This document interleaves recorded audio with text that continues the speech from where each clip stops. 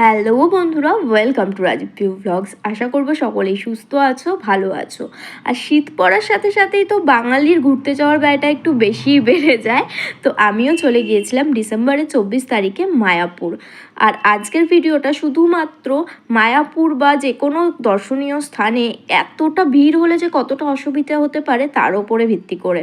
তো 6:51 বেজে গেছে ঘড়িতে। উঠে আমি কিন্তু রেডি হয়ে গেছি, বাড়ির সবাই রেডি, এবার জাস্ট আমরা বেরোবো।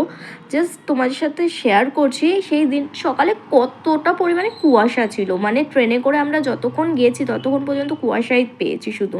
আর ওই যে সামনে আমি আঙুল দিয়ে দেখাচ্ছি, ওখানে আমাদের অটো স্ট্যান্ড। বাড়ি থেকে বেরোলে 2 পা হাঁটলেই অটো স্ট্যান্ড। তো অটো ধরবো, ধরে চলে যাব বেলঘরিয়া স্টেশনে। আর আজকে কে কে যাচ্ছি বলো তো? আমি, মা, বাবা আর তিতা। তো এই বিশেষ করে বয়স্ক মানুষদের নিয়ে ভিড়ে কোথাও যাওয়াটা সত্যি খুব, মানে নিজেদের থেকেও তাদের কষ্ট হচ্ছে এটা ভেবে না আরও বেশি খারাপ লাগে। আজকে সারাদিনটা সেইভাবেই কেটেছে।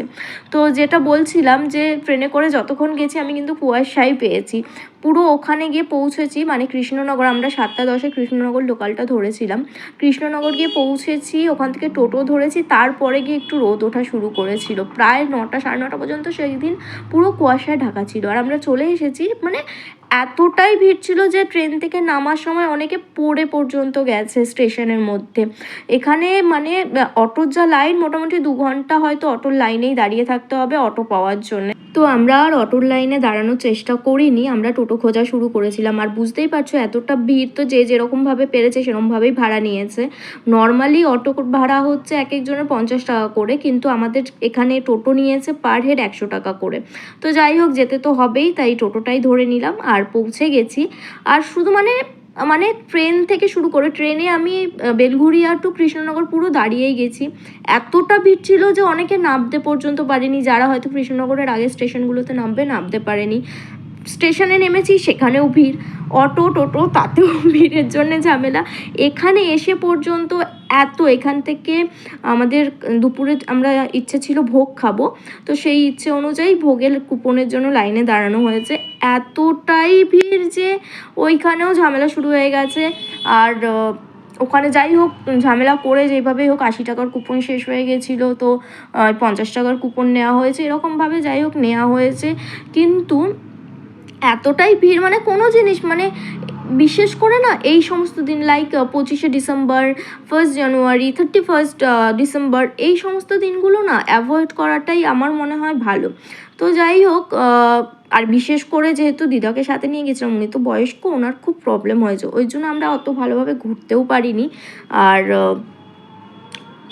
কিছু কথা, যেরকম মায়াপুরের কিছু জিনিস আমি জানি না, হয়তো ফাঁকা দিনে গেলে কম ভিড় থাকবে, এরকম দিনে গেলে হয়তো এতটা প্রবলেম হতো না। কিন্তু এই যে এক একটা ভবন, মানে তোমরা যত টাকার টিকিট কাটছো বা কুপন কাটছো দুপুরের খাওয়া দাওয়ার জন্যে, সেই কুপন অনুযায়ী আলাদা আলাদা ভবন আছে। সেই ভবনগুলো খুঁজে পেতে সত্যি এত প্রবলেম হয়েছে না, কিছু বলার নেই।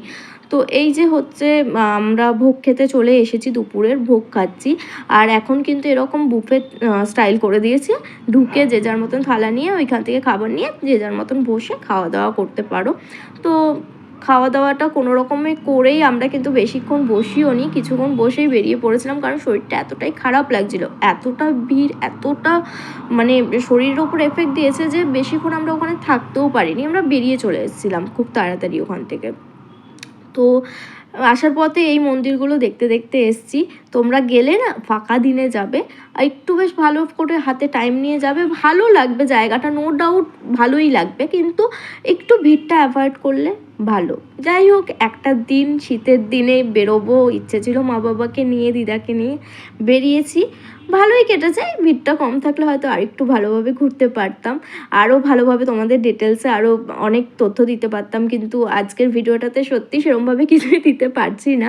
শুধু এটুকুই বলছি, ভিড়টা এড়িয়ে যাবে তাহলে ভালো লাগতে পারে, বাট ভিড়ে গেলে হয়তো এতটা ভালো লাগবে না, যেটা আমাদের সাথে হয়েছে। আমাদের খুব একটা ভালো লাগেনি, কারণ আমরা সেভাবে ঘুরতে পারিনি। আর বিশেষ করে ওই ভবনগুলো খুঁজতেই আমাদের অনেকটা সময় চলে গেছে। ওই জিনিসগুলো একটু মেনটেন করা উচিত আমার মনে হয়। তো ফেরার সময়ও সেম অবস্থা, স্টেশনে সেই মানে পরিমাণে ভিড়। তো 2টো ট্রেন ছেড়ে তারপরে 3য় নম্বর ট্রেনে কোনো রকমে উঠতে পেরেছি, মানে তখন মনে হচ্ছিলো ছেড়ে দে মা, কেঁদে বাঁচি, এরকম অবস্থা।